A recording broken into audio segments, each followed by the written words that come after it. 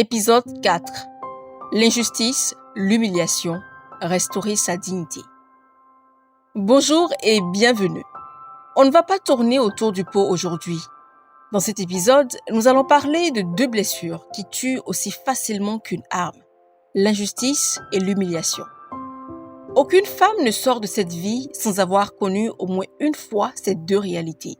Mais la différence entre celle qui reste écrasée et celle qui se relève, c'est le choix de la dignité. Dans l'épisode 3 de ce podcast, nous avons vu comment l'abandon et la trahison pouvaient laisser des cicatrices profondes. Mais je vous ai dit une chose, la solitude peut devenir un terrain d'entraînement et la trahison, une preuve que vous avez survécu. Aujourd'hui, allons encore plus loin. Parce que parfois, ce n'est pas seulement qu'on vous a laissé, mais qu'on vous a piétiné devant tout le monde. L'injustice et l'humiliation, c'est quoi au juste? L'injustice, c'est lorsque vos efforts ne sont pas reconnus, quand on vous accuse faussement, quand le mérite va à quelqu'un d'autre et pas à vous. L'humiliation, quant à elle, est ce regard qui vous rabaisse, ces mots qui vous écrasent ou alors ces situations qui vous exposent au mépris. Ces blessures vous font douter de votre valeur. Vous vous demandez, est-ce que je mérite vraiment de me tenir debout? Est-ce que je suis à ma place? Des études ont d'ailleurs révélé que l'humiliation ou l'injustice peuvent activer des régions du cerveau qui sont également impliquées dans la douleur physique, comme le cortex somatosensoriel qui traite les sensations physiques et le cortex singulaire antérieur qui est lié à la perception de la douleur. Cela veut dire qu'être humilié, c'est comme recevoir un coup de couteau. Voilà pourquoi ça fait si mal. Mais la bonne nouvelle est que, de la même façon que le corps cicatrise, l'âme peut cicatriser aussi. Nous en parlerons un peu plus tard. Pour l'instant, voyons quelques-unes de leurs répercussions. Vivre ces réalités provoque en vous une colère étouffante, un sentiment d'infériorité, une peur de vous exprimer parce que vous vous dites « Et si on se moque encore de moi ?» Mais écoutez, votre identité n'est pas négociable. Ce n'est pas un poste, ni un titre, ni l'opinion d'un supérieur qui définit ta dignité. Alors, comment restaurer ce qu'on a essayé de te voler? 1. Cherche ta validation à la bonne source. Les hommes peuvent juger, critiquer, mépriser, mais ils n'ont pas le pouvoir de redéfinir ce que Dieu a déjà déclaré sur toi. Tu n'es pas ce que les gens disent, tu es fille de roi. Et quand un roi parle, les opinions humaines s'effacent. Tu n'as pas besoin de plaire à tout le monde pour être aimé. Tu n'as pas besoin de cocher toutes les cases pour être une femme digne. Apprends à te regarder dans le miroir avec les yeux de ton Créateur, pas avec le regard de ceux qui t'ont blessé. Parce que lui, il ne te voit pas comme une honte, il voit ta valeur.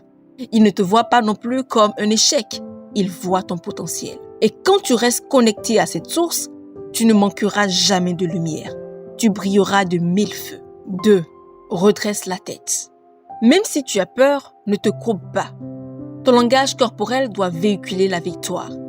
C'est une prophétie qui annonce à ton entourage, à ton passé, à toi-même, que tu refuses d'être écrasé.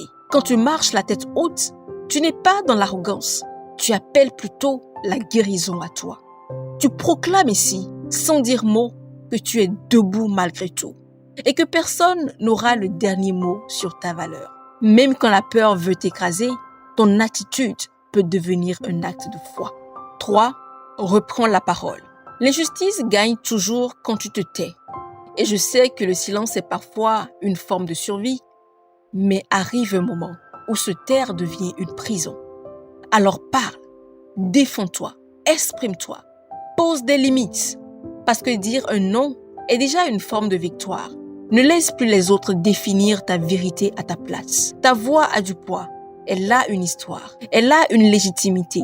Tu n'as pas besoin de crier pour être entendu, mais tu dois parler pour être respecté. Et chaque fois que tu affirmes qui tu es, tu arraches un morceau de ton âme aux griffes de ceux qui avaient voulu te réduire au silence. 3. Transforme la douleur en énergie. Le feu de la douleur que tu traverses peut soit te consumer, soit te propulser. Chaque humiliation que tu as vécue, chaque regard méprisant, chaque mot blessant peut devenir un carburant pour ta reconstruction. Alors, ne cherche pas à prouver que tu vaux mieux que les autres. Prouve plutôt que tu vaux mieux que ce qu'ils t'ont fait subir. Utilise cette énergie pour bâtir, créer, avancer et grandir. Je t'encourage à faire de cette blessure un tremplin. Parce que crois-moi, chaque fois que tu choisis d'agir plutôt que de ruminer, chaque fois que tu décides de construire plutôt que de pleurer, tu transformes ta douleur en force. Et cette force-là, personne ne pourra te la reprendre. Alors, oui, l'humiliation blesse profondément, mais elle ne doit pas te briser. Elle peut devenir ce feu qui te poussera à évoluer, à t'affirmer, à te relever encore et encore. Et si tu entends ce message aujourd'hui, c'est que Dieu t'invite à relever la tête, reprendre la parole, transformer la douleur et te reconnecter à ta vraie identité. Ne laissez plus jamais une humiliation décider de votre valeur. Oui, vous avez peut-être été ridiculisé, rejeté, maltraité. Mais écoutez-moi bien, la dignité ne s'achète pas, elle se porte.